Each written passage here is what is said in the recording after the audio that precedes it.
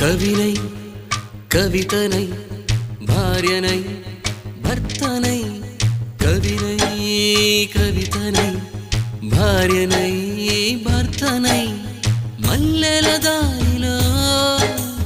మంచు ఎడారిలో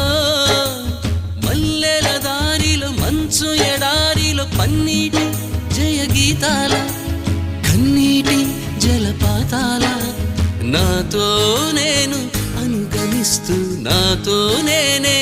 రమిస్తూ ఒంటరినై అనవరతం కంటున్నాను నిరంతరం కలల్ని కథల్ని మాటల్ని పాటల్ని రంగుల్ని రంగవల్లుల్ని కావ్య కన్యల్ని ఆడపిల్లల్ని జగమంత కుటుంబం నాది